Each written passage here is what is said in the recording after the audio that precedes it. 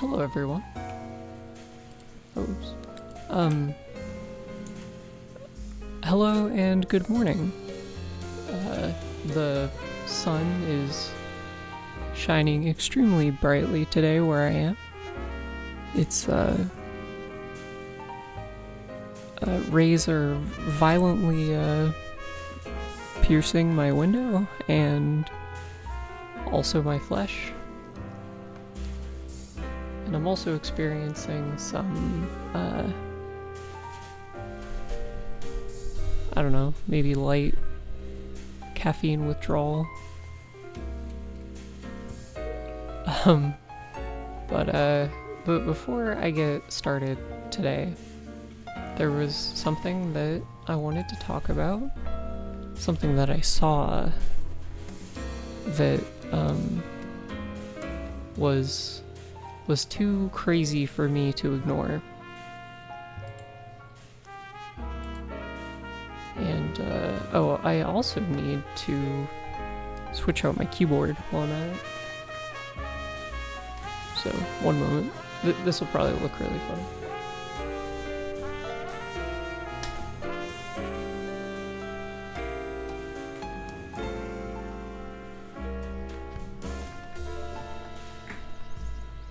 There we go.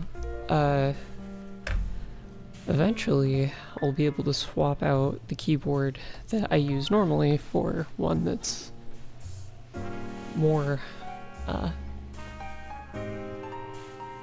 that is both silent and also, like, of decent quality. But until then, I'm just using this, like, backup one that we have for,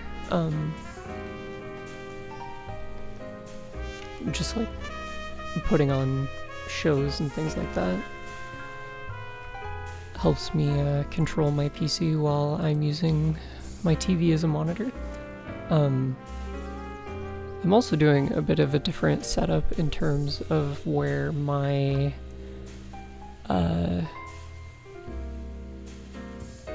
microphone is, because it tends to get in the way a lot, especially of my face on camera.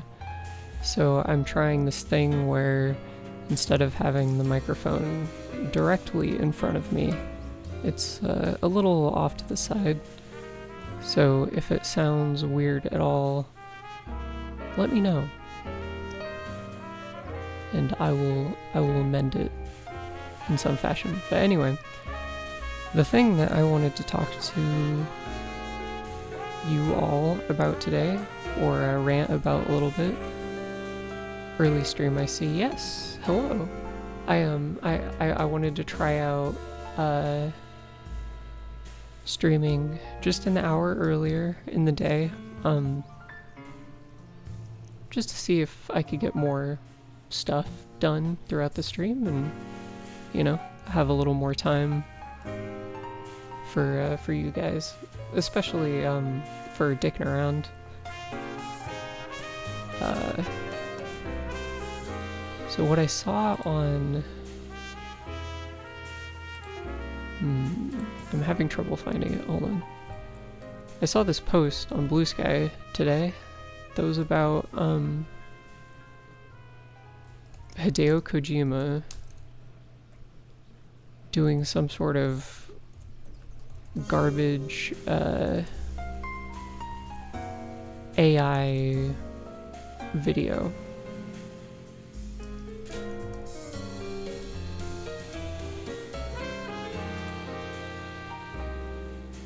There we go. It was a Eurogamer article.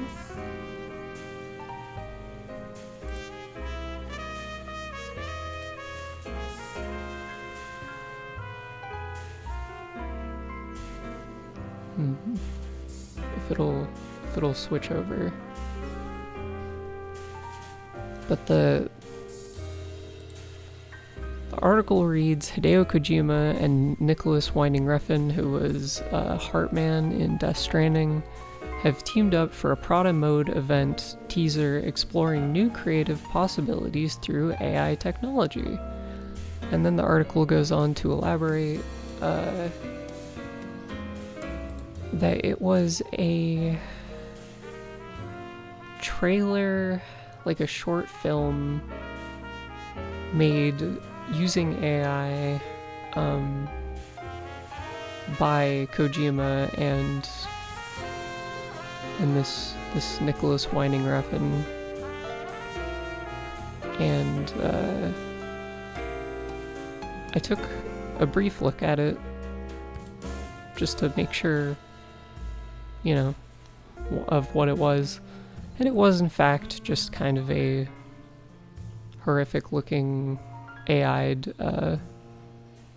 thing of Kojima and the actor who played Hartman, but it's bleak stuff. The reason why I wanted to talk about it in particular was just because I feel like this, you know, there's a lot of people from all over the place who are kind of jumping on to this stuff, but I feel like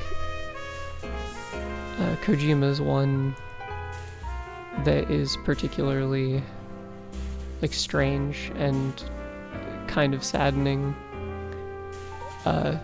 severely saddening, because he was a guy who,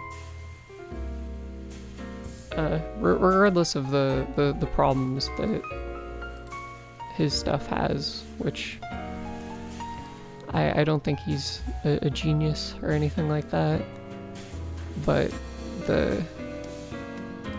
he always came across to me as a person who had a really deep love for art, especially film and music, and he's always really liked celebrity cameos, but to me it felt kind of like this thing where he just loved certain actors and loved the movies they were in, and so he wanted them to be in his stuff, the things that he was making.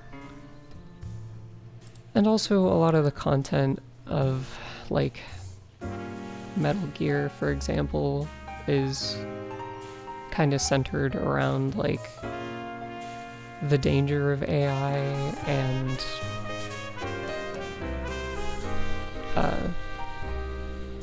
the beauty of human artistic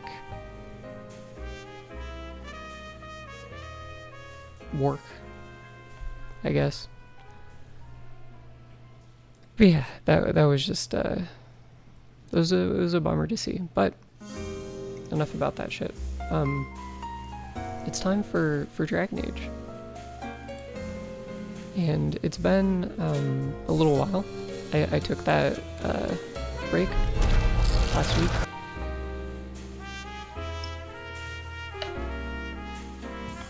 But now we're back.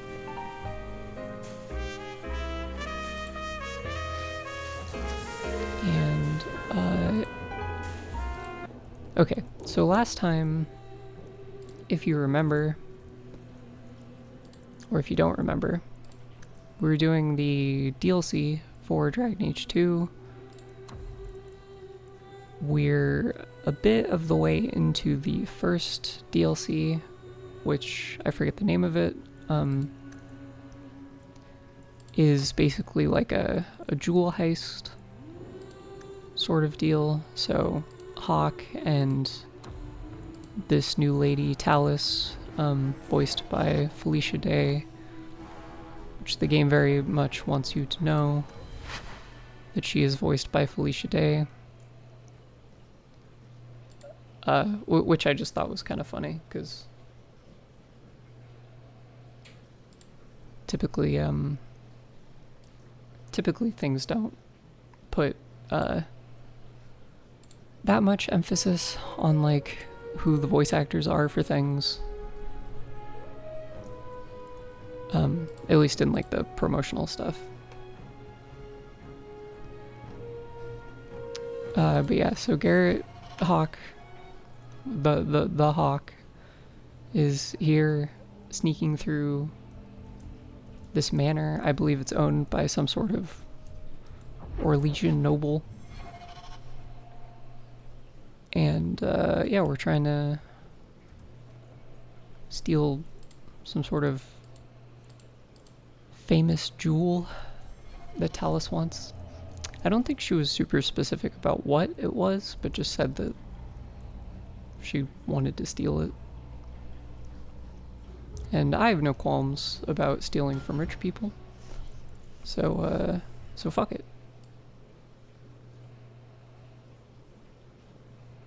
We'll help her out. And, okay. I just gotta... I had to move around some of my windows and stuff. Yeah, am I sounding alright? Now that I've got my microphone in a different place. I hope so.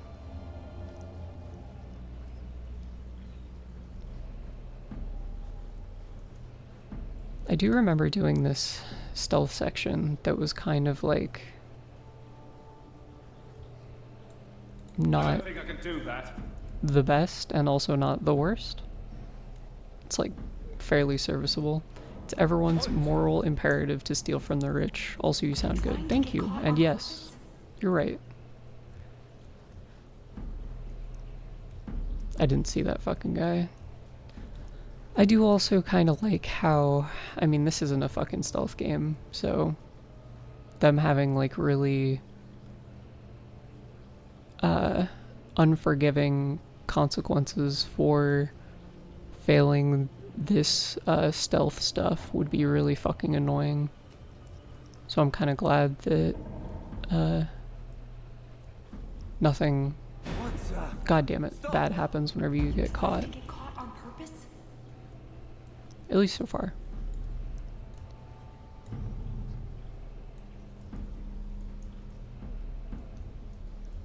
Okay, I'm trying to... Perhaps I could throw like a stone and then do a little walk around. Come around here. That's extremely forgiving. Here, let's move. Oh, hello. I'm gonna have to turn my volume way up. And I hope the game volume's alright as well. I wasn't sure about that. And honestly, I kind of fucked up 10 hours into this armor, a man's gonna... testing the audio and stuff. In that I did not do it. Okay, so I got a key. So now that I have the key, I need to heat the key.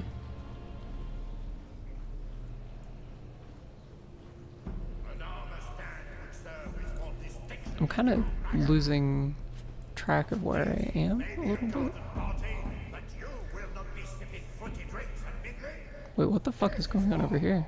These heartless slaves to fashion would wear your skin as a rabbit if they could. He's right. Never forget that. He's right.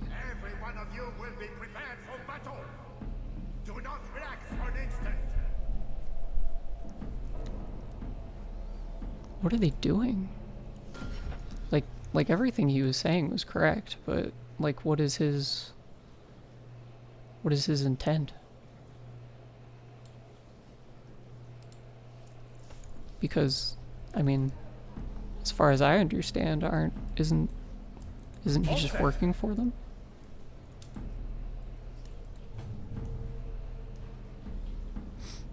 Is he? Oh, maybe he's just saying that to get them to fall in line or whatever.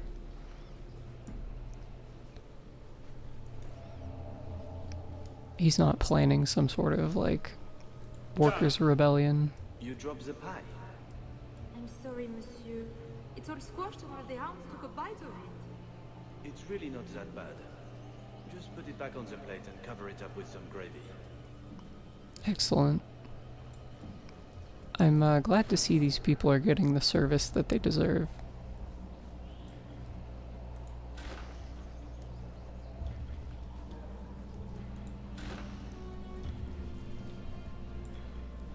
I definitely have nothing but contempt for this trophy hunter guy. A library of distinction.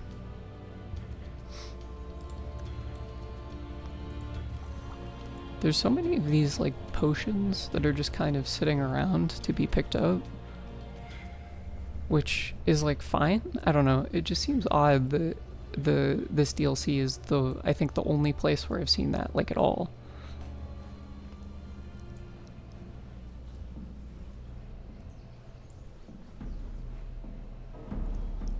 Lady Amandine Duval. The court of Emperor Quarantine, aged only 15, and by all accounts took it by storm. Her bright gold hair, expressive eyes, and graceful mannerisms. Not a year after her arrival, little Amandine became enchanted with a bard who taught her swordplay amongst other things. Being young and nimble, Amandine took to blades like a fish to water. Seduced by the life of romance and high adventure, she ran away from court dressed as a boy. Oh, okay. Ooh. In the years that followed, Amandine became a sailor, a highway robber, and a courtesan. Once she was betrothed to the emperor's cousin. At the age of 44, Amandine entered into a cloister. She remained there till the end of her life and died a penitent. That was actually a pretty compelling biography. What about you? You're just unnamed guy. That's fine. Portrait of the Dowager.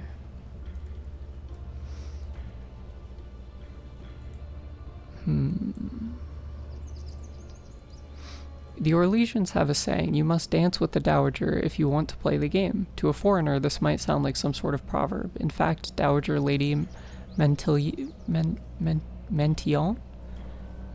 has been one of the most influential members of the imperial court for over 30 years. Nobody advances in the game without her favor. The rumors surrounding her are many. She was Emperor Florian's mistress. She was Florian's assassin. She placed Empress Celine on the throne. She once killed a rival with only harsh words.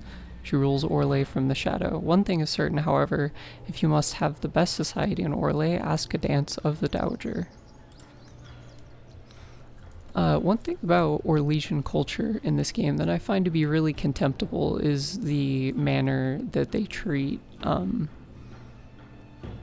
like, political dealings as being a game.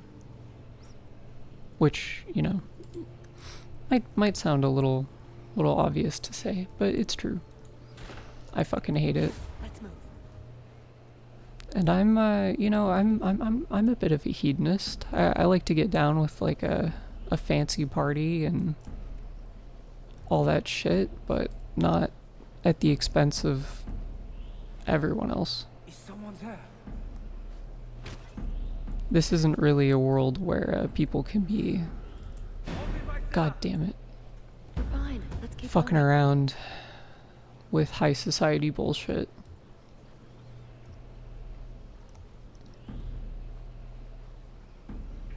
What was that scrabbling noise? Oh, my head. What was that about? You're making this more difficult than it has to be. Excuse me. What the fuck was that? Did you fucking see that shit? That was absolute highway What robbery. was that scrabbling noise? Nodded off, I suppose. Hit the floor hard enough. Fuck you. What? Oh, Are you trying to get caught on purpose? you know, I really like stealth games, like quite a bit. But I feel like a big, Oh, my head. What was that about?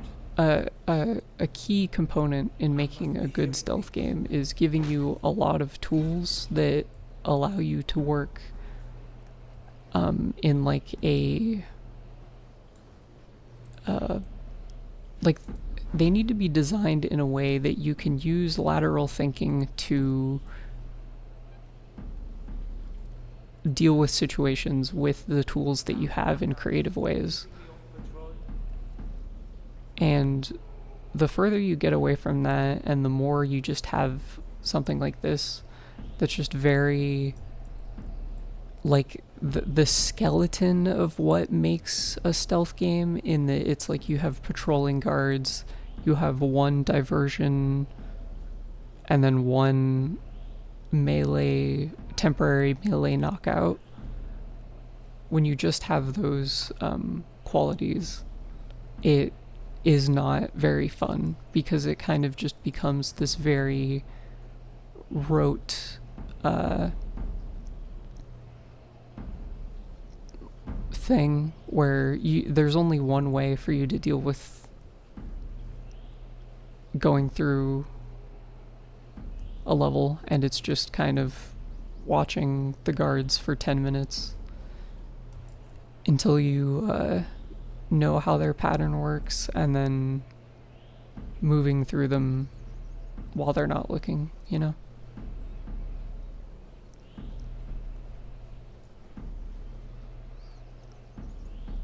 When you're looking at like the best stealth games that have been made, ironically, Metal Gear, I can't do that. which, you know, feels a lot less good to look at in retrospect. But the thing about Metal Gear is that you have a bunch of these really strange and esoteric tools, and for many of them it's not like immediately clear how you would use them to get through stealth stuff. But if you're a bit of a creative thinker, Try to be more careful. you can do some really crazy shit in those games. And then if you look at something like Deus Ex, I haven't played the originals, but I played Human Revolution, and Human Revolution was kind of a simple and short game in its stealth. Oh, Dishonored was like this too, where in those games it's not about it's less about giving you really bizarre tools to deal with situations, and more about like rewarding you for being observant and finding hidden paths and things like that. So it's like What was that scrabbling with stealth noise? games, those are kind of like the two Stop! most obvious things that you can do, or most obvious to me, that you can do to make them like fun and engaging.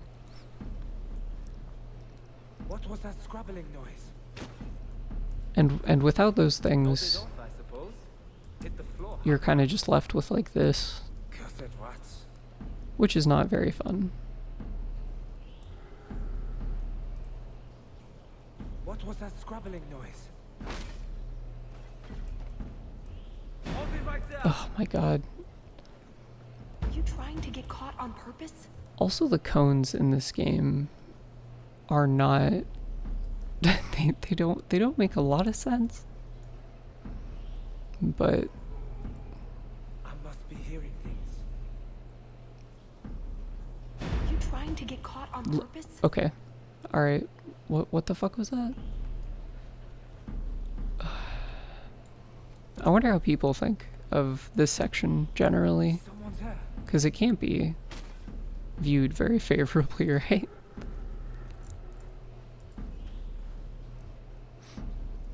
In many cases, it seems kind of like non-functional.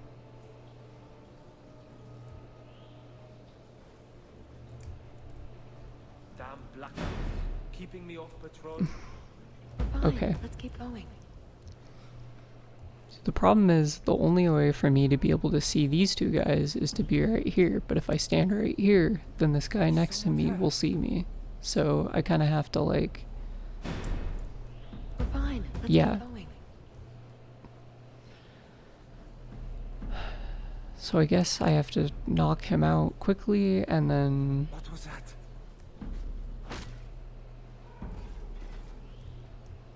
go over here, What was that?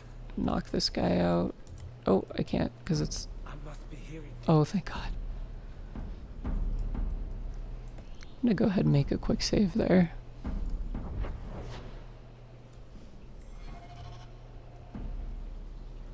Didn't see anything.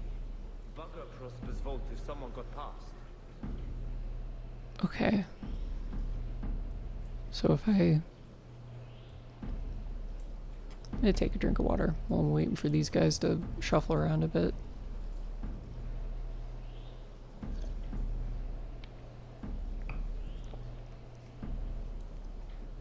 And this is it's exactly what I'm talking about, because it's like I can throw a rock over there, Scrabbling noise. but Not going to happen. okay.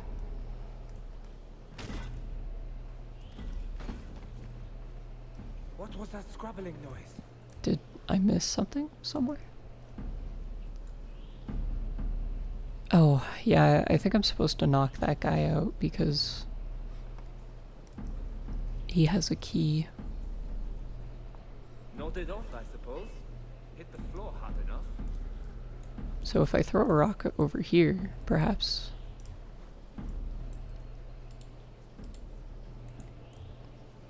Is someone there? And then also, like, you know, obviously they're trying to do the thing where over time, like as you're going through here, you're encountering these rooms with escalating difficulty in the intricacy of like the guards' paths and how many there are and the way they intersect. And that's all fine and good, but That should do it. if your stealth system is barely functioning in the first place, then you probably shouldn't be making it extremely difficult. What was that about? It's kind of like a novel idea to have something like this in your game, but if it's implemented poorly, you might as well just not do it at It's all. never as easy as it seems, is it? I swear I didn't know. There must be some sort of switch. Okay. So now we have to do this, sort of similar to how those puzzles worked in Dragon Age Origins. If you remember those. There was that, like, path of...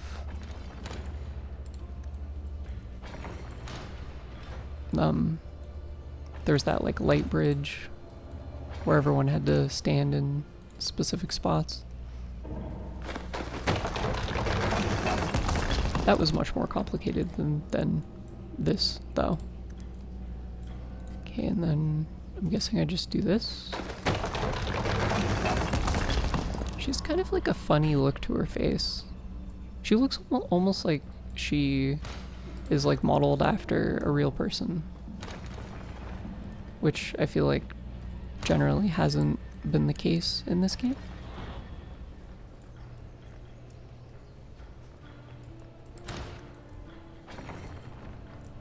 Oh no.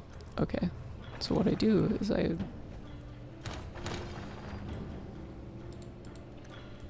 this is good. Okay. And then I stand on this, and you stand on this.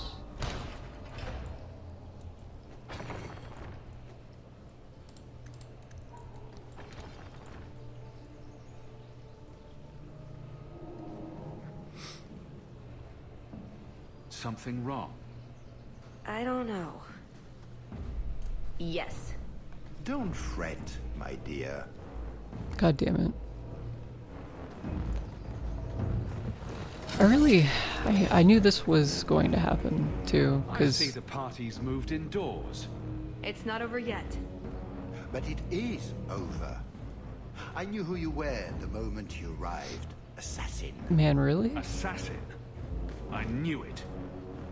You did? Have you met my friends?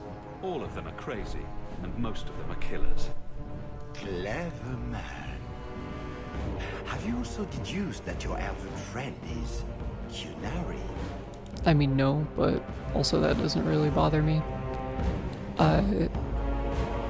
This question is radiantly stupid. How could you be Kunari? Dude, you know.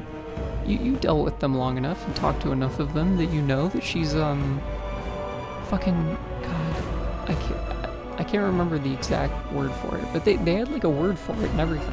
The people who convert to the Kun who aren't like natively Kunari or whatever. This whole thing, this moment in particular feels very kind of whack to me,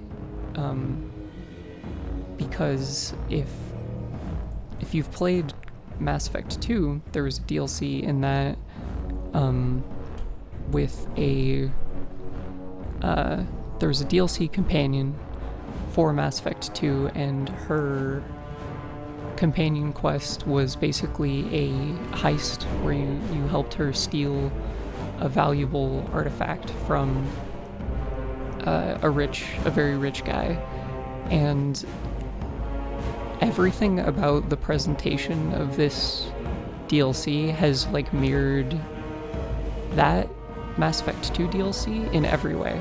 Like the having the cover story, pretending to participate in the thing to get chummy with the rich guy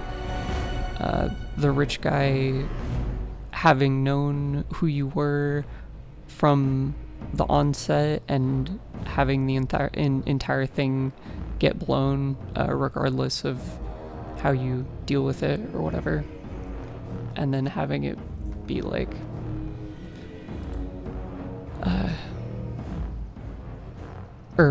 so that all, I don't know, it feels very, it's just too similar to that thing that they already did.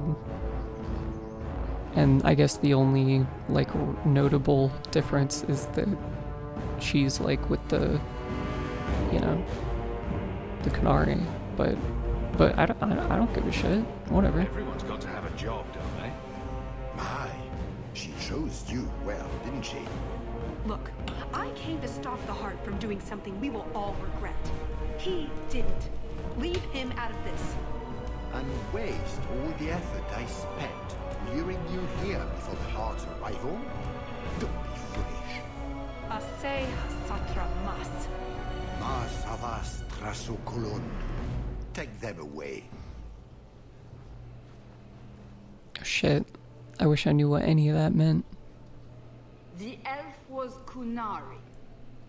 And the dwarf has no beard. I know, it made no sense to me either. Maybe they cut her horns off. I don't know. The Kunari are not a race. They are a religion. Yeah, there you go. What I don't understand is why a Kunari agent would try to kill one of her own people. And why involve the champion? Excellent questions. I expect answers to match. I live to please. That was a I good have a question. transition. When the Duke told you what I was, you said you didn't care. Was that true? Yeah, of course. I mean, whatever. I would have said he couldn't compare to your awesomeness, but that might have seemed petty. What a horrific thing to I say. am sorry. This didn't work out like I'd planned. Obviously. What was your plan exactly? The one I expected to find is named Salit, a member of the Ben Hasrath, the Heart of the Many. I was told he's here to sell secrets to the Orlesians, and I came to stop him. I suppose I was misinformed. This part at least is a very cool twist in the thing. Finding out that the item is a person, even though that is actually kind of similar to the Mass Effect 2 thing I'm talking about, but the nature of this is still intriguing to me. So, everything you told me was a lie? Not everything. So I just missed the part where you're one of the people I drove out of Kirkwall? You don't need horns to embrace the Qun. What you need is a purpose, a belief in unity, in improving the lot, not only for your own people, but for everyone. I feel like there's kind of a parallel to... I mean, I think all of the cultures in the Dragon Age world have like a couple parallels to like real world countries and cultures. And for the Qunari, I feel like it's almost like it's like a charitable-ish it's like a somewhat nuanced view of how like the People's Republic of, or how China is, where a lot of the people that are, I don't know, I don't know too much about how things are over there, but it's sort of the vibe that I get in the fact that like Qunari society is a lot more like structured than what people in America are comfortable with, but the people who are enthusiastic about the government are kind of like believe that it's helping the whole of people, which I think is like a very it's a very interesting thing. You're right. I can think of many people who would be improved by the loss of a head. You're joking, but you're also right. That doesn't mean it's the solution for everyone. So everyone else just loses a foot, but maybe a big toe. Depends. Being Qunari doesn't automatically mean you're a zealot. Most Qunari don't even understand humans, why you act like you do. But I grew up among you. I understand perfectly well. So you came here to stop this Salit from betraying your people? You probably won't believe me, but this isn't a political mission. It's personal. What do you mean? Salit was my Besrathari, the one who recruited me into the Ben Hasrith. My tutor. He's the one who saw my potential, convinced me that I could make a difference. It doesn't matter now. But you said he was selling secrets. He is. Or at least he intends to. One last act of defiance. I can't let him do that. Not when he'll hurt so many others in the process. You mean he'll hurt other Qunari? Not every Qunari is a soldier, you know. There are tens of thousands of farmers, artisans, craftsmen. People who have never hurt anyone. People whose only crime is living. They don't deserve what he's going to do to them. But it's more than my duty to stop Salit. It is my moral obligation. I want to hear that one more time, just So to... you came here to stop... You probably won't believe I'm me, going to skim through but it, this just to isn't make a sure political that mission. I It's understand personal. fully. What do you mean? Salit was my Besrathari. The one who... He's the one who saw my... It doesn't matter. But you... He is. I can't let him do that. Not when he'll hurt so many others in the Okay, process. I see. You mentioned the Heart of the Many before. But you said it was the name of the jewel. It's also what Ben Hasrith means. Some people say we're enforcers, that keep the Qunari in line, but that's not it. It's hard to explain. Try. We're the soul of the Qun. We keep its spirit alive and protect it, from both outside and from within. Not every Qunari agrees, nor do they always do what is best for all. The Ben Hasrith remind us of our common goal. You make them seem almost peaceful. It's not always meant to end in violence. There are other paths. They do not all need to lead to the same destination.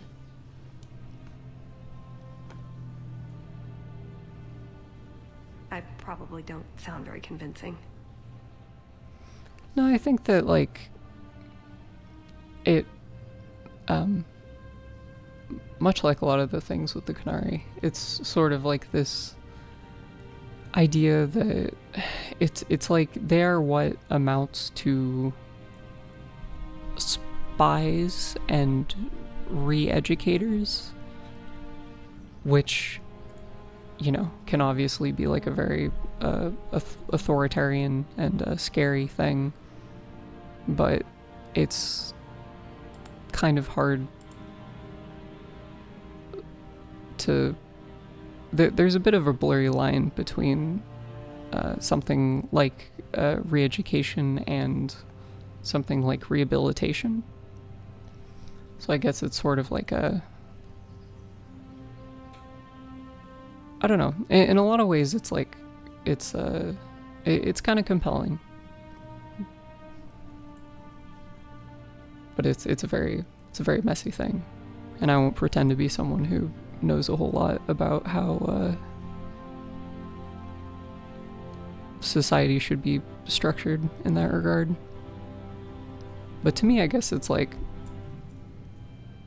I feel like the idea of like taking people who are exhibiting behaviors that your society has agreed are like antisocial, and then shifting their behavior to be better is kind of like what the idea of like jail or like rehabilitative work for like criminals and stuff is. So then at that point it's just like a difference between what the society, like a, you know, the Quinari society would view as being criminal, and what I would view as being criminal, which, like, that would be the point of contention, I think. I suppose the good news is, with all this extra time, I can learn to knit. Could you make me a sweater? No. The first order of business is getting out of here before His Grace decides we would taste good in the soup. Or whatever he has planned. Any ideas? Oh, I'm sure the others will be along any minute now. So, we're lost. Just like old times. Maker, I hope not. I was an arse. What the fuck were these guys doing this entire time? Alright, let's get this done. That's it. I'm officially tired of waiting to be rescued.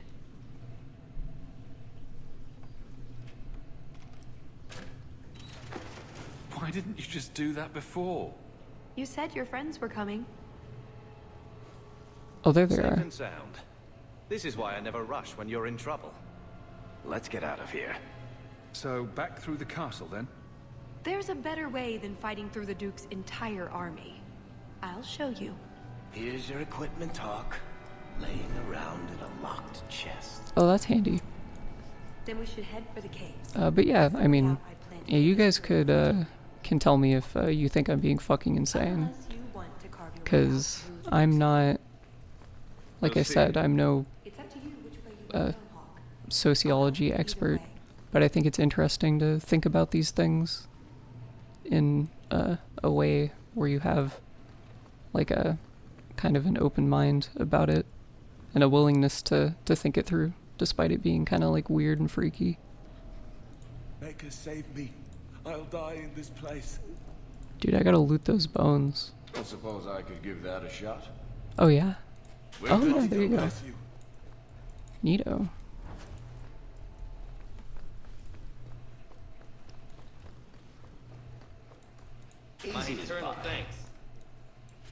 I really like the voice that Varric used when he was talking. The, can I give that a shot? I can't even fucking recreate it. That was great. Piece of cake.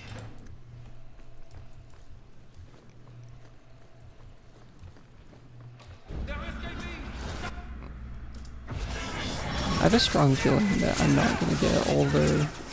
I'm not gonna be able to collect all of Varric's pages, but I'll do my best.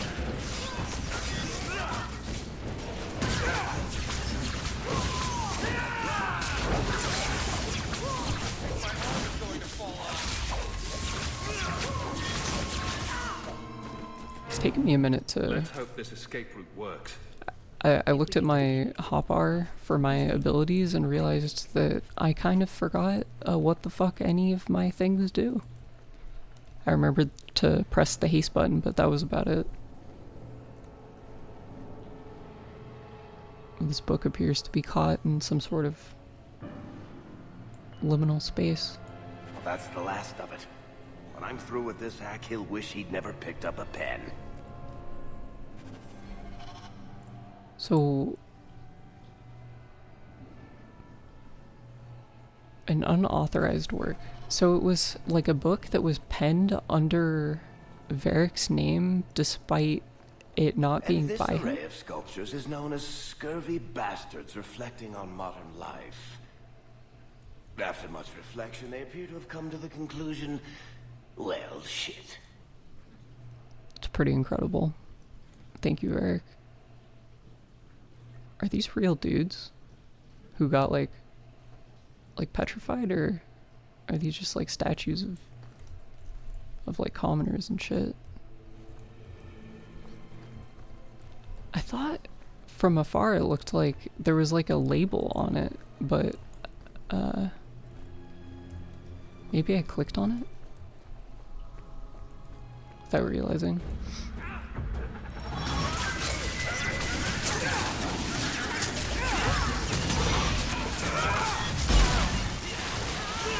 Harlequin.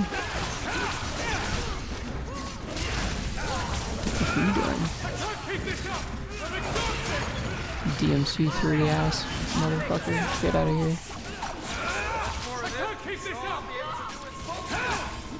Just let me get you out of here safely. I owe you that. Are you still talking about that? What? It's not every day I screw up so royally. I am new to this.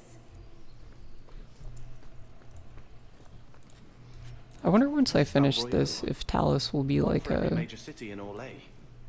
Wonder if the other wardens will be jealous. like a companion permanently, Does that look like a map to you? or if she'll just fuck off at the end of this.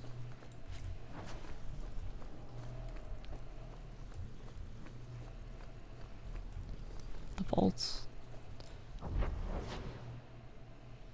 Wait, am I... Okay, so I'm not supposed to go up there, but what if I do? Will something cool happen?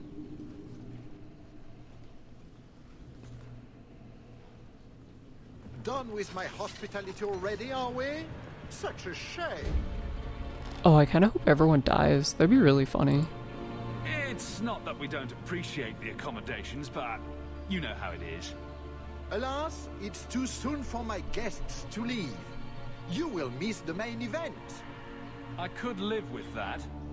No, I am afraid you couldn't. Just let him go, Prosper. It's me you want. What I want is to It's still a ensure lot you more cannot further involved hinder my than plans. I thought it would be. Do your job and kill them, Jason. Is that not why I keep you around? That is it. Hold them. I'm releasing the pets. Another Harlequin? And that makeup is really fucking creepy. Alright, no, I'm good. I just wanted to, you know what would happen if I did that. I didn't even think it would let me. See? Caves. Just like I said. Got everything from the chateau? The way those rocks look, I don't want to test this path more than once. Oh, I wonder...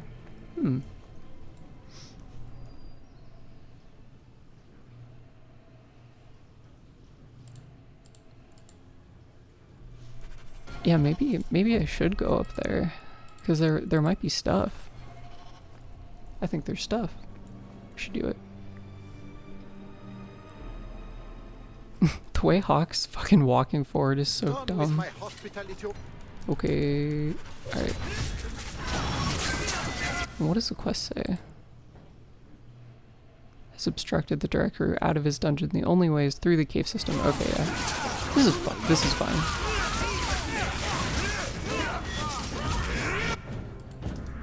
do a little bit of blood magic, just a bit.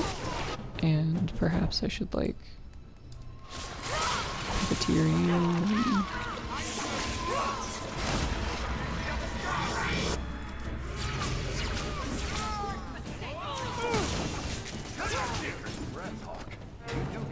I don't think we're getting out this way now. Oh, I don't know. Some lockpicking, maybe a few hours, and... Oh, you're probably right. We'll have to go back down and through the caves I mentioned before. Although I wonder why the Duke's bodyguard ran off like that. Perhaps he forgot to pee. I suppose we'll find out soon enough. Yeah, why did he do that?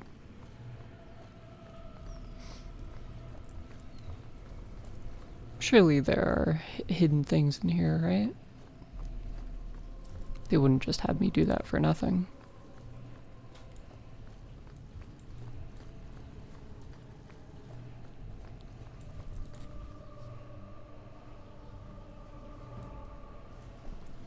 Oh, what the fuck? Okay, so that's just back to the dungeons.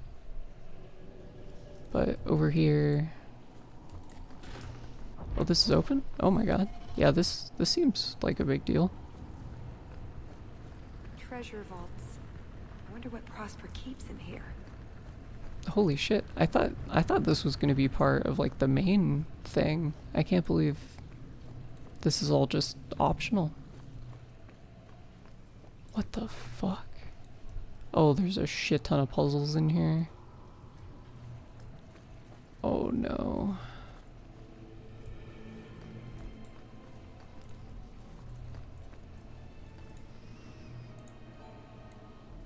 Okay. I think if you put the right runes in there, it'll make them into something new. Okay, so I have black. I have black rune. I have orange rune. I can open the orange door with the orange rune. This is black. So if I get the black rune and then open it, and then I get the white rune, and then I run back through here. Okay, this isn't nearly as intimidating as I thought it would be. At least so far. I've got blue.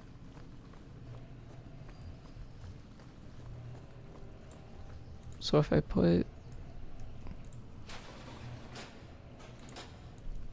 blue in here, and then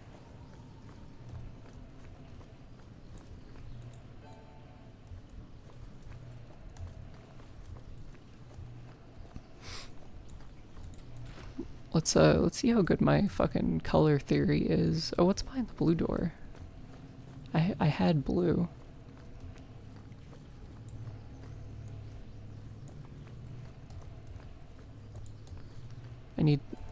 I think I need red. Right? That's how that works. I have a functioning brain. The blue door. Oh, hello. I got really excited just seeing a golem for a second. Just a vain hope that maybe I'd run into Shale. This dude's just gonna... Are you okay, man? He just stood there and took it. Going crazy, but there is something odd about that painting. What do you think, Hawk? The painting? It seems normal. Okay, I've got red. So now I mix it with blue. And then it makes purple. And then now I have purple.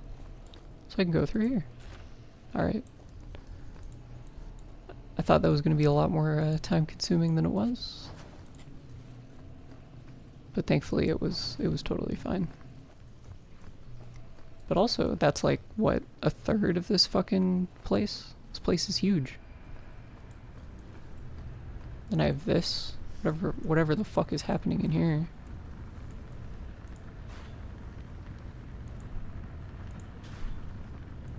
I can't even begin to fucking comprehend what this wants me to do.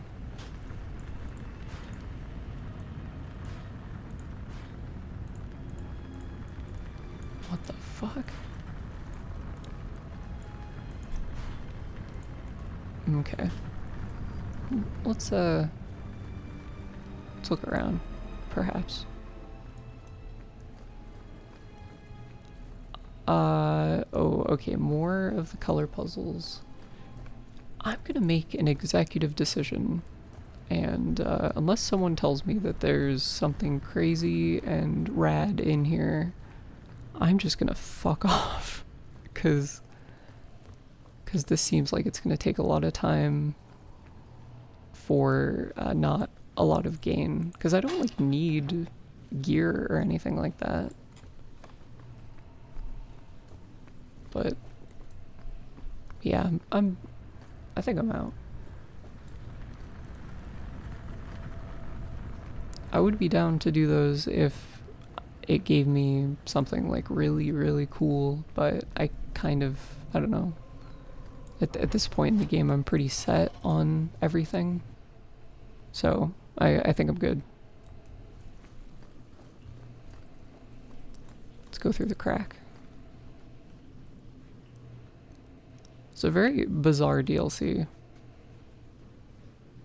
in its pacing and content.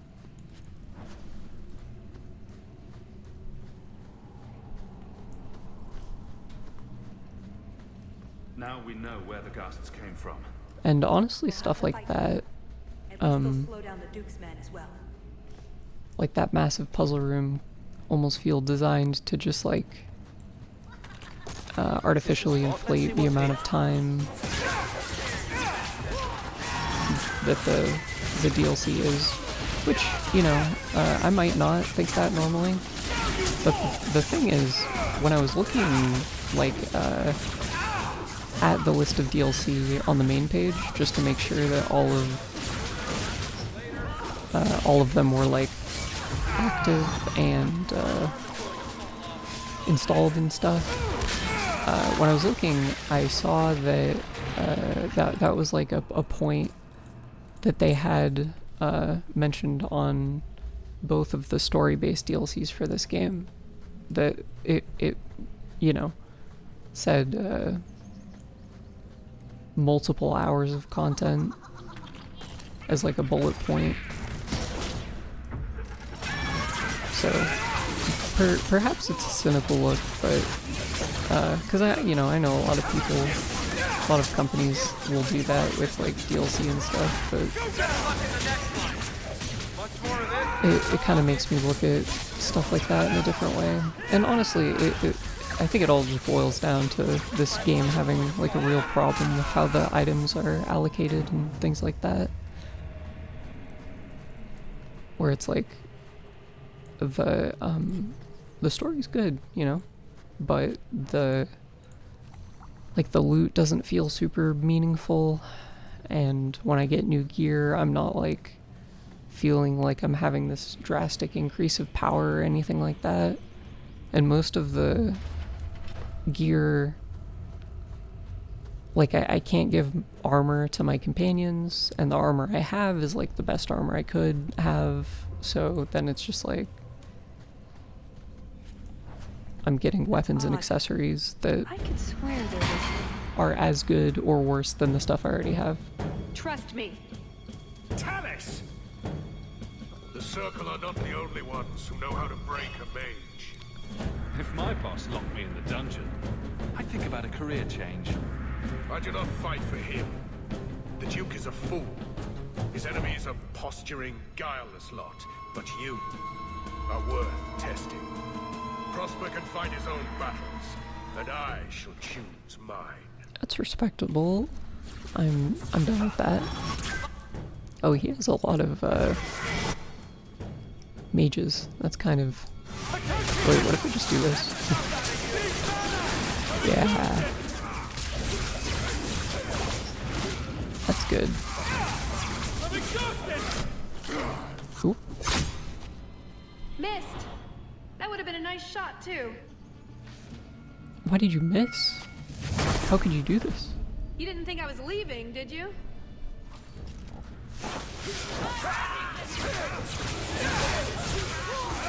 I gotta admit, the quippy one-liners are very hit and miss for me. I generally fucking hate them. But I feel like they work well on certain characters. Like, I think the way Varric tends to do that type of stuff is like pretty good. I feel like Hawk is largely fairly cringe. And I thought you'd left. Nonsense. I found a way around. I said I'd get you out of here, and I meant it. Let's keep going. The exit can't be much further. I don't know how I feel about this Talus fellow. Like, she's pretty alright, but... Oh, what is this? Unique to Carver. It's kind of cool. Is it as good as his thing that gives him 116 attack and increases with strength every time he levels up? Certainly isn't. Ooh, I do want to wear this. So we'll take off the Ring of Whispers and then put on this one. There's like a set bonus. So maybe I should see, because the set bonus might be that I get more like stuff, perhaps.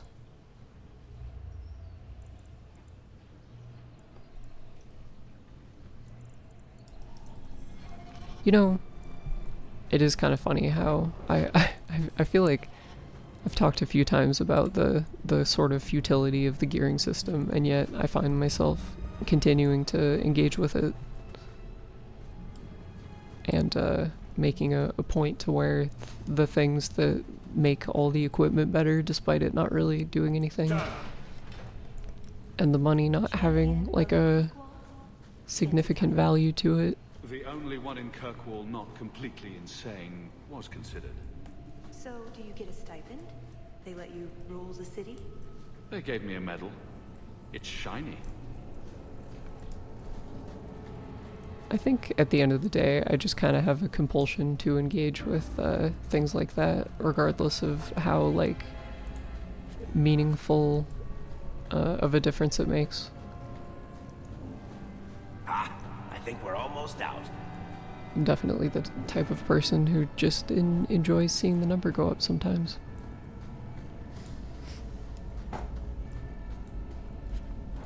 Well, what have we got here?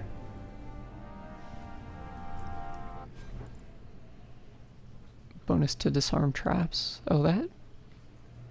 What does he have? Oh, that's terrible. It's absolutely terrible. I'm kind of, I am glad I brought Varric. It's sort of wild to me that this expansion, or this DLC is as long as it is, despite not allowing me to change my party at all throughout it. I guess that would, like, you know, give opportunities for replayability and things like that, but I'm not so sure I would replay this DLC given the chance.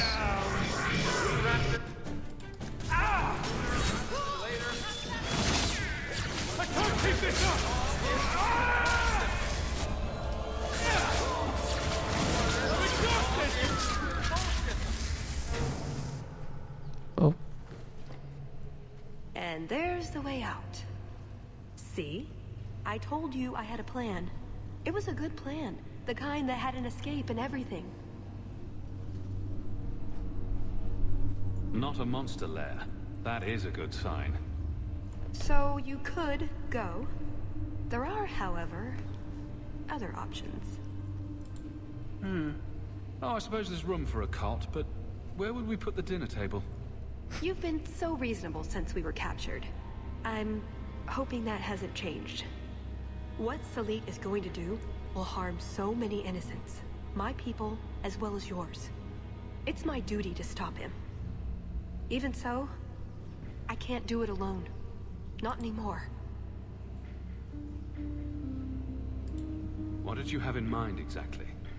Well, we could go back, maybe have some tea with the Duke, get to know one another. Then, just as he starts to trust us, you slip a bag over his head, and we drag him to Antiva. No, not Antiva, you fiend! Or, we could find out when Salit is arriving, and stop him before it's too late. I wonder how those, like, pre-chosen responses from Hawk would change based off of the, like, tendency that you have to pick certain, like, flavors of dialogue, because I've heard that the game does change based off of that, but I've not, like, actually verified that myself. After everything you've already done, why would I help you again? Because I've got your nose. The Q taught you that. If I were following the Qun, I would actually have your nose. I suppose that doesn't help. If I had my way, you would never have been this involved in the first place. And what if I kill you? Yeah, let's... Explain what's so terrible about Salit's plan. I can't. Not completely. Oh, you know I'm not a yes, fan of I that. know. That's a hard sell. The information Salit plans to turn over to Orlais won't just hurt Qunari, however. It will harm anyone living in Qunari lands. Even those who fled the Qunari of any race will be condemned to persecution forever. It couldn't just be a way to convince me to help you again, I suppose. If only it was. I'm not here on some directive from the Qun. I came... Salit was declared Tal Vashoth, but they didn't deem intervention worthwhile. I couldn't agree. I had to try. Doesn't that make you Tal Vashoth as well? No. The Ben Hasrath didn't order me not to do this, but here I am anyway. I was trying to earn my way back into their good graces. This probably won't help. Why? What did you do? It's not easy being an elf in the Qun. You're not born to it like they are. I've struggled to find that peace, that certainty. I know it's there. I just keep falling short. What about you? Have you ever been a part of something bigger than just yourself? Fucking Hawk? Kind of, I guess. I mean, like, he was behind that huge rebellion, but I feel like that wasn't really, like... I wish they gave me a specific option based off of how I did the end of the game, but maybe that would be too much. Because I don't really give a shit, like the being champion of Kirkwall things, like, whatever, you know? Who gives a fuck about that?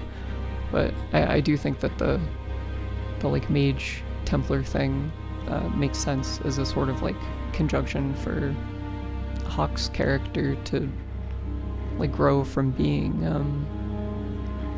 kind of like a very self-interested guy to caring more about, like, a larger issue. But yeah, no, not Big really. things have tried to eat me. Does that count?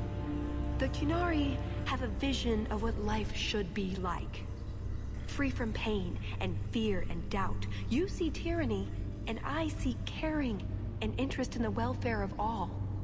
Yes, it could be better, but so could human indifference and cruelty. Or do you disagree? I think this is a pretty interesting question, because it's like, I mean, they like me personally, you know, obviously I think that the Qunari go too far, and I'm kind of a person who very fond of, like, people kind of having the freedom to choose how they live their life, largely. But, you know, it's not like it's not like there is a way, or it's not like there isn't a way for Qunari society to, like, coexist with my vision of how people, you know, deserve to be able to live. So it's like, I mean, you're right overall. No, you have a point. Then help me stop this before it goes too far. Yeah, I think that's totally fine. You know how to argue, but my options are? Follow or don't. It's pretty much that simple. There are two paths open to us. I hope you really do understand what's at stake. Yeah, and I feel like, you know, whatever qualms that you would have with, like, the authoritarianism of Qunari society, like, having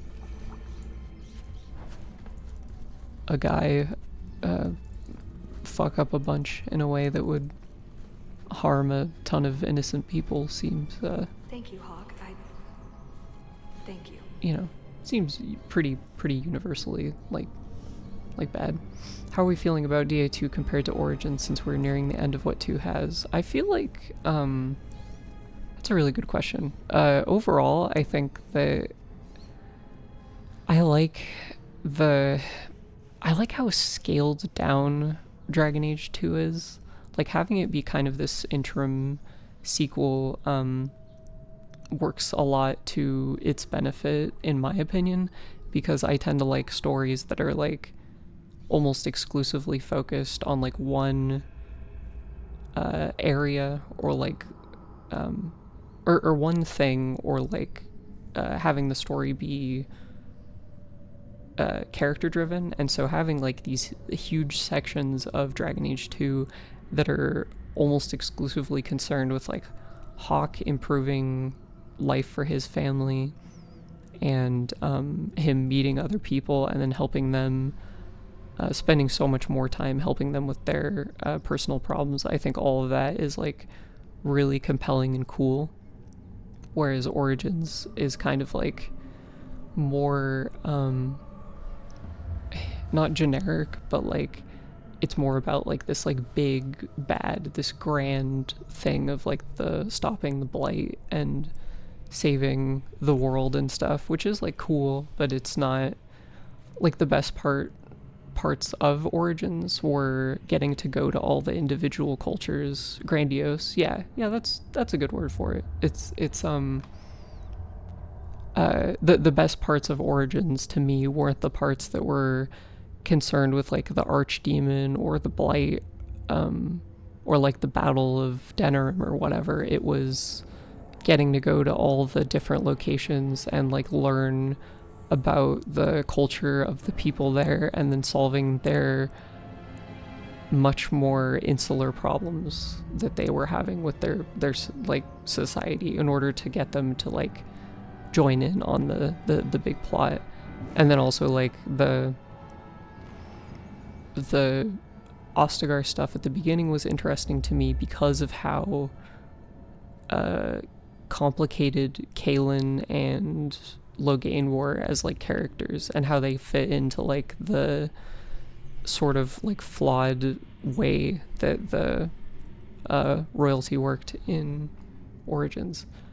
But I will say also that the gameplay in Origins, despite me having problems with it, I can look at it and say that it is objectively just better. Like, the gearing is more impactful, the abilities are more varied and interesting, and even though it's, like, jank, it just is, like, more kind of engaging.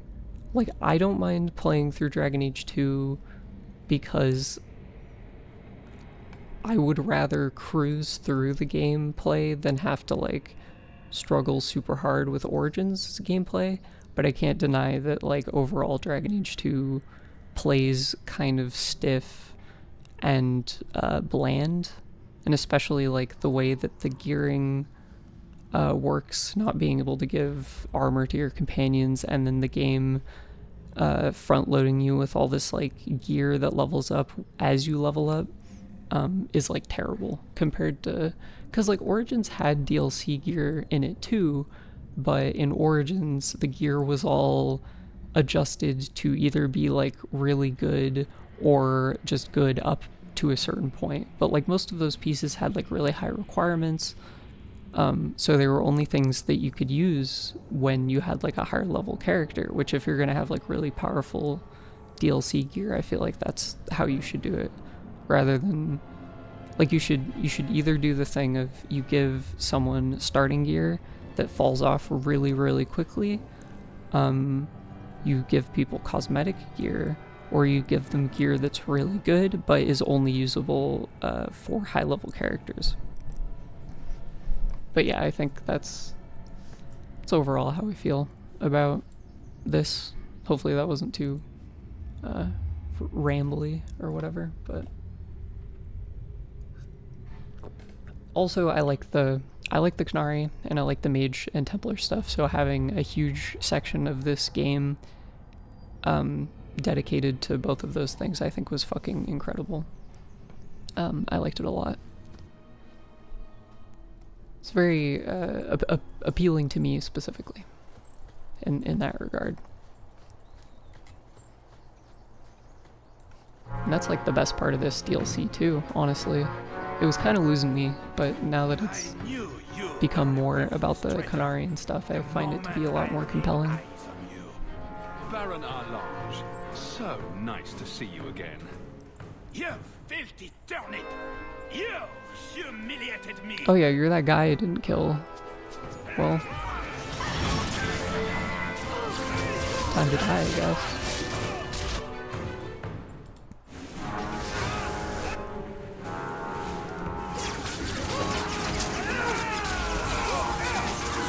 Enjoy your crowd control debuff, you fuckface.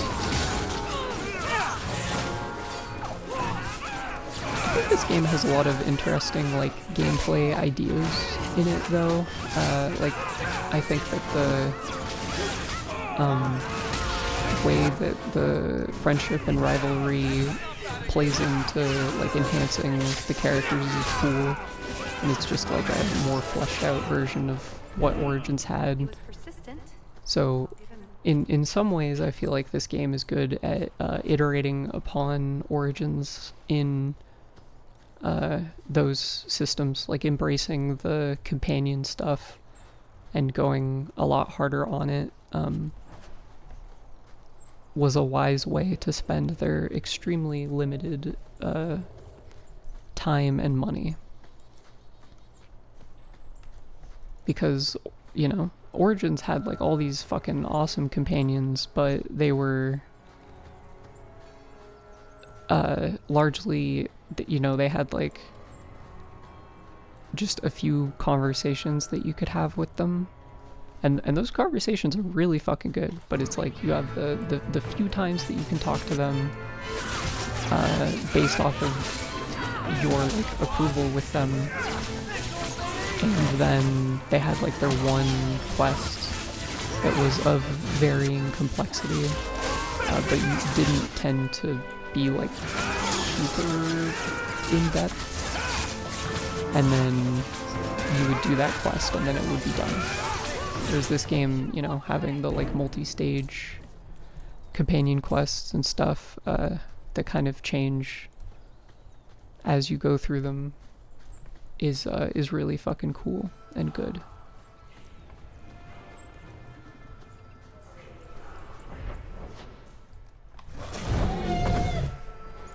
The creature.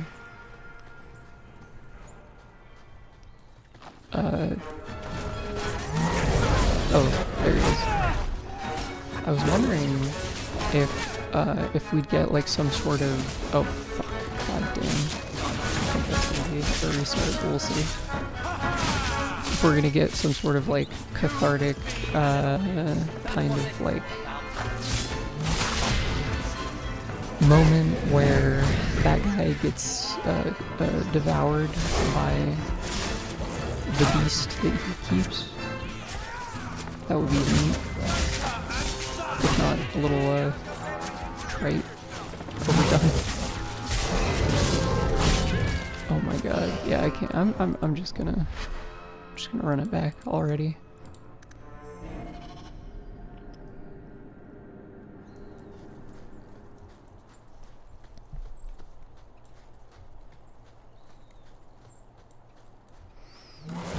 looking forward to playing Dragon Age Inquisition because that is a game that I am extremely familiar with in terms of like the gameplay.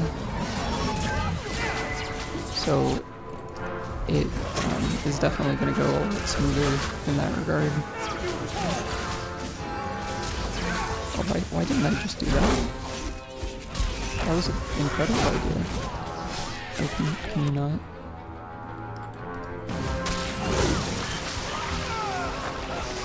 Kind of feels like Octopath in the sense that the characters are cool in a vacuum if you have all these guys in your party, but only a couple ever interact with each other or even acknowledge the other ones, which leaves it feeling very isolated. Yeah, that's true to a degree. You'll see, in terms of the characters interacting with each other, it's like, I think they all have unique individual strengths in that regard, because like with Origins, each pairing of companions has their own unique like branch of or like set of dialogue interactions that are like serialized, where they like progress, and so you know, if you're not like I didn't do this because I was streaming the game and I kind of wanted it, the game was already kind of long, so I didn't want to do anything that was like particularly grindy. But you can look up like a video of just a list, like a video that's a compilation of just every character or companion interaction in sequence, and seeing them all together like that is really cool, because they each like for every combination of two people, they have their own like arc that they go through with each other, and even though it doesn't factor into like the game as a whole, it's still very cool. A lot of them are really interesting, but in like a normal playthrough, unless you're like specifically, because basically what you can do is go to specific areas in the game where those conversations are always triggered, and then you just walk like you walk across the trigger, listen to the conversation, and then walk back, and then just keep repeating that to trigger them. So you could get through all of the dialogue like that, but no normal human would do that over the course of a playthrough, so you end up missing like a ton of that. And if they don't just have characters interacting with each other in scenes that are just like ones that you would encounter playing through the game, then, you know, it has the problem, as you said, of feeling kind of isolated, and, you know, you're like you're appreciating the companions as they are individually, but they don't really like play into each other that much in interesting ways. And this game has the same kind of thing, even though I feel like there are times where this game will do more of that, but not in like a particularly meaningful way. It's sort of like an incremental improvement, where like if you notice, there was that section in the second act where whenever Hawk would go to visit with each companion at the beginning of the second act, Isabella was there because she was talking to them about like certain things. Like, I forget exactly what she was doing even, but she was like doing some shit with them behind the scenes, which was kind of interesting, even though it doesn't really like pay off. But you'll see in Mass Effect 2 was a game that had while picking every person sight. that in like a limited capacity. You're doing all right. Where I suppose it's the same for you, really. Tis true. There were like two pairings of characters that were inherently at odds with each other based off of the nature of those characters.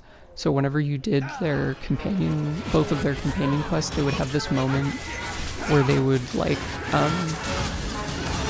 they would have like an open conflict with each other, and then you would have to either side with one of them over the other and then negate like the benefit that you get from doing their companion quest, or if you are good enough at like the, you know, persuasion, like if your skill is high enough, then you can like get through it. But those were really cool. But you'll see in Inquisition they do a lot better job of like having moments where the companions will like interact with each other in more meaningful ways. And if it ever ends up happening on here, Mass Effect 3 is also like that,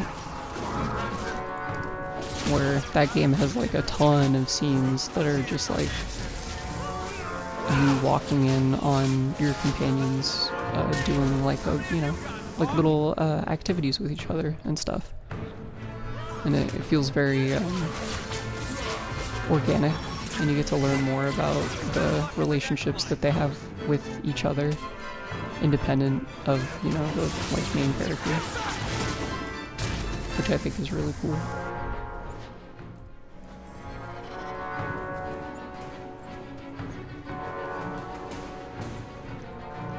Also, I didn't like directly acknowledge it, but I've not played Octopath. But it does seem like an interesting game. I think it would be cool to play at some point once I've gotten through some of the other Square Enix RPG games.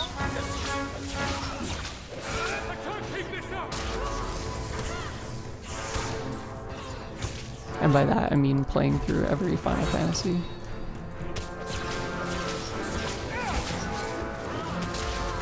But I don't think, cause like, Square didn't develop Octopath, right? I think they just like published it.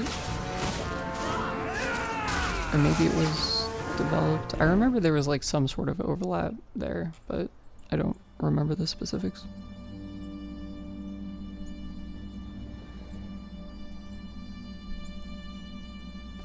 Atas Shokra, Ben Hasrath. Ebala Maras. Bendar Salit Asit.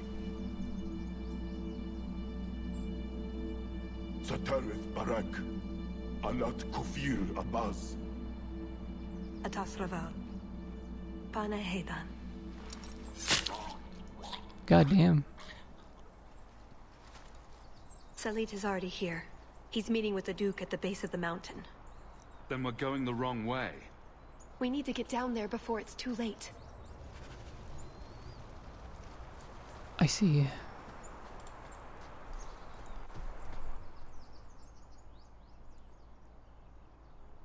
Okay. For a moment, I was like, dude, is your relationship with the Qunari is like totally nuked, isn't it? But, nah. They're just shrimply some Talvishoth guys. Oh wait, so this is so confusing. The path out of the mountain has been discovered. So this is leave, and then this is just like extra shit down here.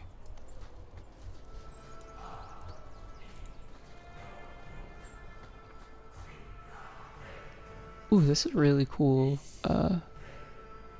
Those are really neat loading screen art. Let's get this over with, Canary, before your assassins find us. Already I regret agreeing to spare them. I have chosen my path. That choice should not... Bashera! I am here to facilitate your deal with the Empress. Nothing more.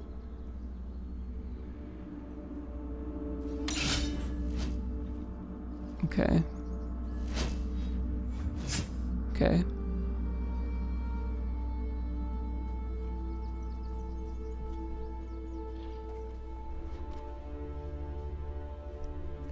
What are we doing here?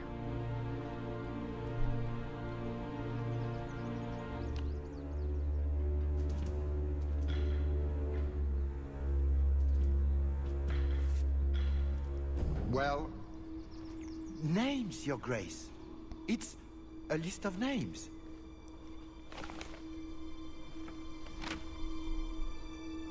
What is the meaning of this? You asked for a weapon. I am providing it.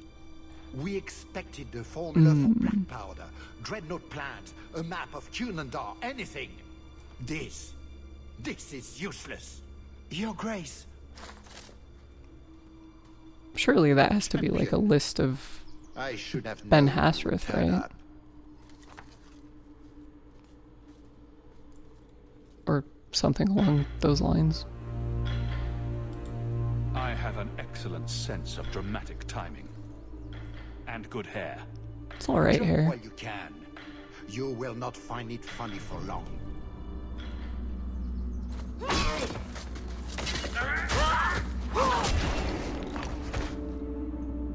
Tell us. I said I would stop you, Salit. And I said I would slay you if you tried. If anyone is to do any slaying, it will be me. What the fuck is that?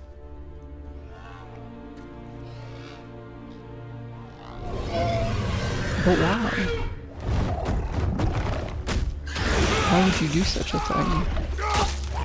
Kill them all! You should never have to kill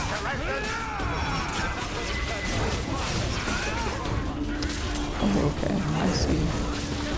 So if you get inflicted with stink, you should run away.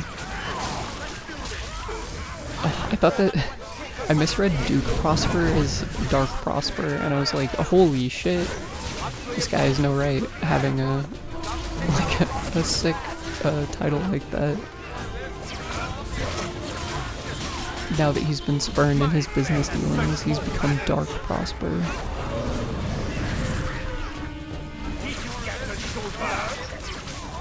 I feel like this guy would have to be a tremendous colossal idiot to like shirk this like list of names, because I feel like, you know, if you have like a even slightly above room temperature IQ, then you would know the value of such information.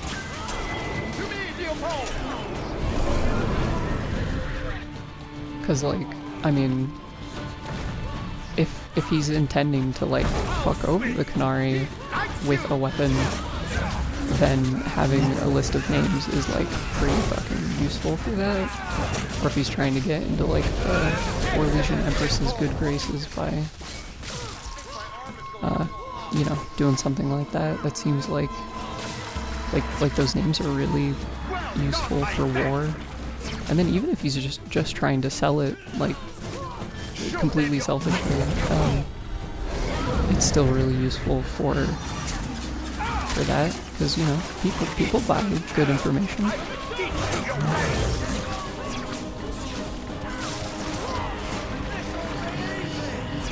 I feel bad that I have to kill this creature. It makes me sad. I hope I don't have to actually kill him. This guy is completely innocent in all this.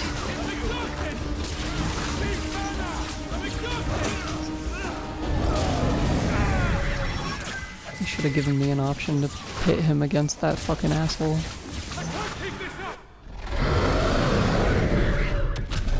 Or like now. Oh fuck.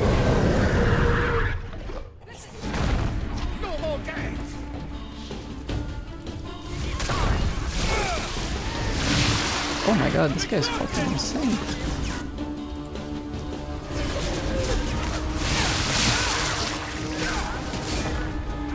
What is all that?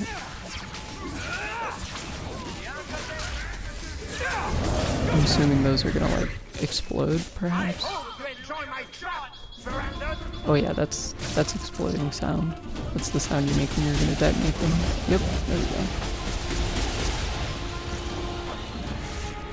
I do really like these. It's happened like a couple of times where fights have had like interesting mechanics in them like this. But each time it happens, I'm like, you know, it's it's pretty cool.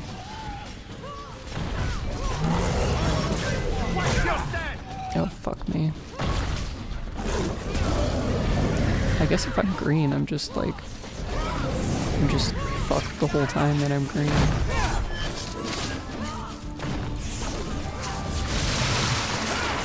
More of these guys.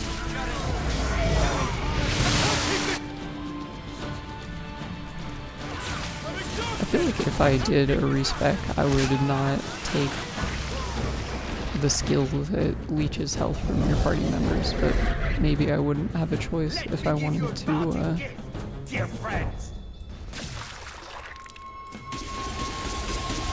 have the other abilities be like better.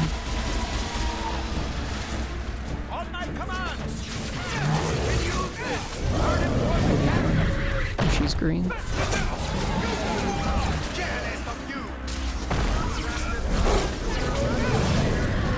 Oh yeah. I wonder, should I revive her or should I just like wait? I feel like I should just wait.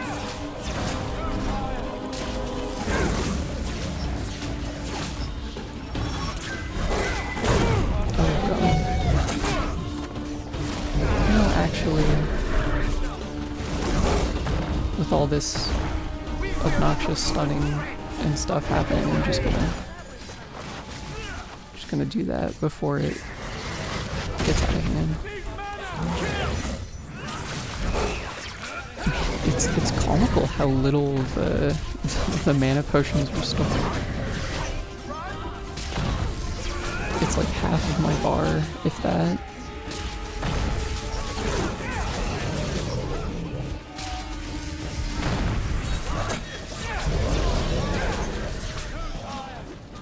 I also feel like so it's like in Origins, mages felt like they were just insanely strong at the cost of them being made of tissue paper. But in this game, they don't feel like they do much of anything, except for like the revive is really good, and the group heal is like pretty good. Keep away from me. But I can only do it once. Will hear of this. Every 60 seconds or whatever. To the ground. All of you will die screaming. I don't know, that's kind of like an empty threat. I would have tried begging for mercy, but that's just me. You bastard! Darn it! Thank you for the lovely party. I'll treasure the belt.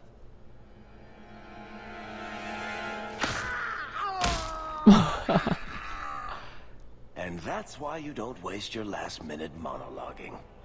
Looks like the Duke has fallen from grace. Goddamn, Hawk. They should put you on the cross for that one, buddy. Atash Varin Kata. If the Duke only knew what he nearly had in his grasp. Thank you. There's no way I could have done this without your help. What's the scroll? This is a list of agents throughout Thetis. Kinari, like myself. I fucking knew it. Many of them have children, family, friends. They're people you wouldn't suspect. Some have even left a Qun behind. But if this list fell into human hands, they and everyone they know would be killed. The Arcune believes they knew the risks. But what about the innocents? I couldn't let this happen. Give me that scroll for no reason. So what now?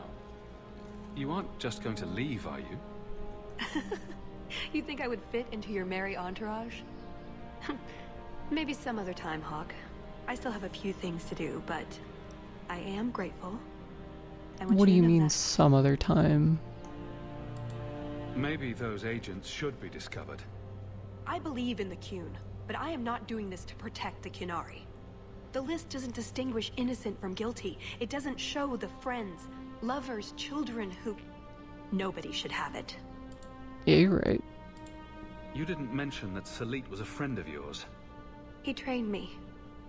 I suppose, in a way, he saved me. I owed him a better death. That's what I do. Feed the sick, cure the poor, pat the hungry on the head. Kill nasty Orlesians. Are there any other kind?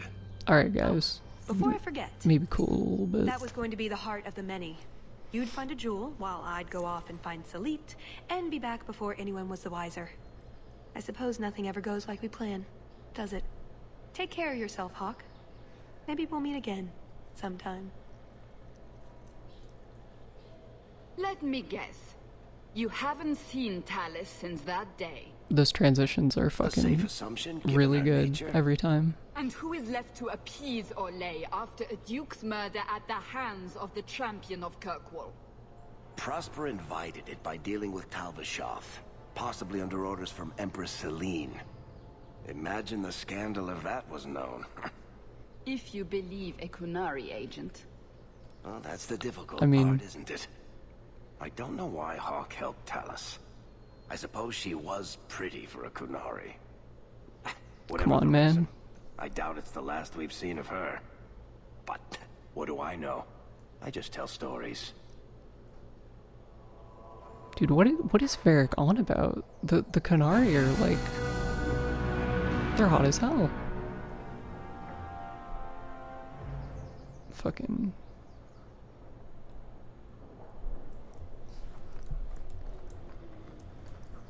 I also think that that line from Cassandra is like really funny.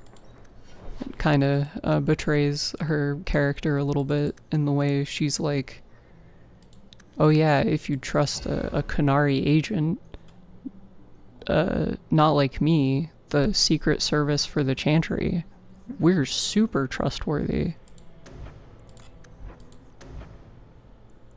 Okay, what are we doing here?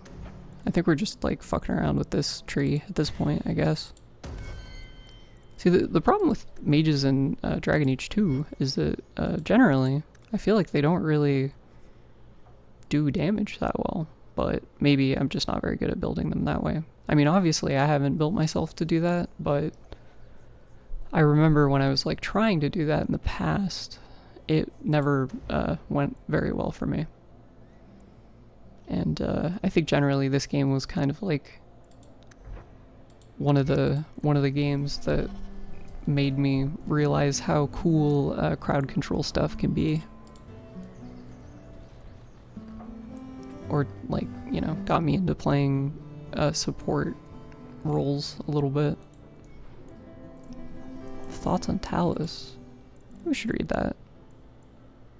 Would it be a characters? Would it be a note, perhaps?